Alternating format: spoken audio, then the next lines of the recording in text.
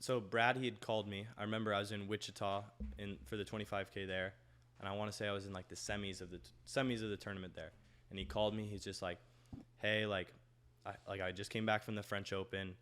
I've been with Tommy's agent, and like he thinks that your like market value would be about this much." And that was part of like my thought process was like, all right, like I can make good amount of money here with just like my name and image. And then he was just like, and then secondly, like he's like Alex Mickelson, he's going pro. He's already ranked this number. I can't remember what he was at the time. He's like, he's going pro. He's not going to be there. So he's just like, you've already done as much as you can. You won SECs. You won your individual for singles. And realistically, he's like, I don't think that the Georgia team is good enough to win a national title next year, even if you're on the team. He's like, I think for your personal development, I think it'll be best for you if you move to Boca and you get to train with Tommy and you get to be with all these other professional tennis players. He's like, I think that will be the best route for you if you want to become this. He's like, he kind of left the choice for me. He's like, if you want to become a professional tennis player, you need to go to Boca. But if you want to not stay immature, but if you want to kind of give yourself another year, I'm perfectly fine if you go back to Georgia. It's just I think that if you do this, you're going to be in a lot better position than if you went to Georgia and waited another year and say you didn't win NCAAs the second year. It's like then your market value drops. You're not going to make as much money if you do go pro the next year. And he's just like, I think this is best for you. And I think having that kind of guidance made the decision a lot easier. I'd been kind of thinking about it after NCAAs. I was like, oh, maybe not. And if it was just me, I probably would have gone back to school because it was comfortable. How do you say no when someone presents it to you like that? Exactly. Exactly. It's almost impossible to say no. And when you're like, if it was just me, I would have been like, oh, I'm comfortable here. I'm still like, I'm 19. Like I shouldn't be out on tour. Like I should be still getting better. I should enjoy college. That's what a lot of people say is like, oh, go to enjoy college. And it's like, looking back, if you're an athlete, like at Georgia, I was doing so much for my tennis that I wasn't even being a college student. Like I was so focused on working out and recovering and practicing and doing all this stuff that I wasn't going out. I wasn't doing all that type of stuff. And I was just so focused on doing that. It's like, all right, now I get to be a professional. I don't have to take classes. Why would I go take classes when I could do exactly what I'm doing right now in a new place? Okay. So how much did he help with the setup? Like, I guess, how much did you have to organize, like, who your coaches would be and what your training would be and these kind of things? A lot of the training side of it, Brad had orchestrated. Franco, he's a strength and conditioning coach at Everett, and he's incredible. He works with Tommy and a lot of the other pros that are in Boca. For not to say, we should invite him on too, because yes. we have the whole crew coming. Exactly, literally. So he works with Renato, he works with Kova, he works with Tommy, me, Rybo, like a lot of high level players. And so he's just like, this will be your strength and conditioning coach. Then he has Sebastian, which is Tommy's physio. And he's just like, all right, when you're in Boca and Seba's there, like he can be your physio. And he basically had set up all these things. And when I was at the Open for qualies the year before, I was fortunate. I got to like start with them. Like I got to build that relationship. So they already knew me, and they're just like, yeah, like we're happy to bring on another guy, like part of the family. Yeah. And so he had kind of handled all that, and then the coaching side of it, he'd kind of left that up to me.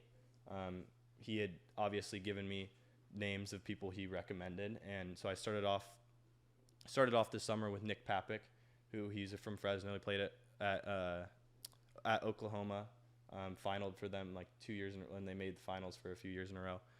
Started with him, and then he has a young kid, so he's just like, I don't think I can do the traveling that you want to do.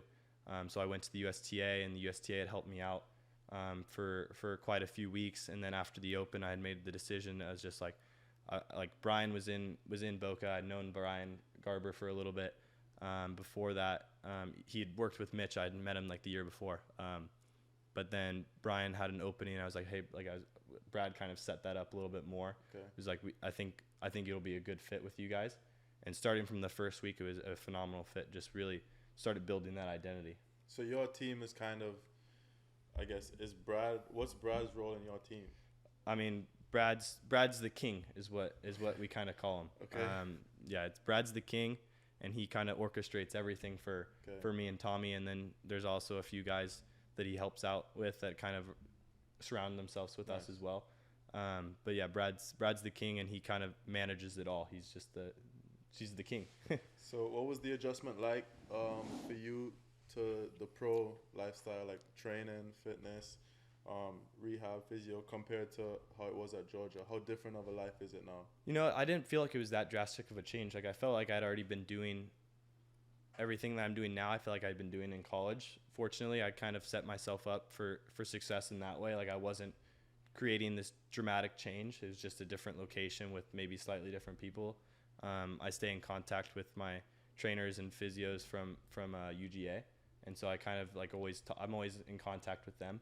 But for the most part, there wasn't really a change with that. I think the hardest change was having to pay for everything myself. Like at Georgia, the coach, I mean, Manny has an outrageous budget. I mean, he's been there for 37 years, so he's been able to build this budget for the tennis team where stringing, food, everything like that is, you don't even think about it.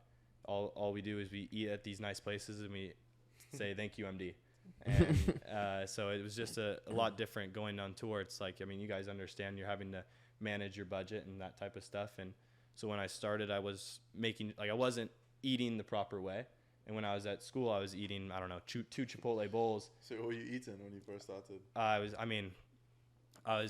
having just like just an entree at whatever place I was at, where when I was at college, I was used to having like 2 Chipotle bowls, some chips, guac, all this stuff, maybe going out for dessert after too, because it was like all on Manny's card. And so it was just a different lifestyle. And then I really realized that when I came back to Boca and I had lost like 8 pounds, I was like, why am I losing all this weight? And Franco was like, dude, you're not eating, you're not having any protein. And so once he kind of told me that, I was like, all right, I got to have protein with me at all times when I'm traveling. I got to make sure I'm having like 2 dinners, possibly even like maybe 2 lunches, whatever it is, depending on the match. So once I kind of realized that, I was able to kind of start building muscle and building that endurance that I needed to be on court. What I'm curious about is, you were talking about market value when you were going pro. So obviously you have a great story, like going to Georgia, Rookie of the Year, national champ. And I remember when we were at the didnt, Taylor always used to say, like, the better you get, the more advice you get from all over. So that there's more input from outside. You have, I guess, in sponsors, agents, you have probably coaches. USTA probably wants to have some input.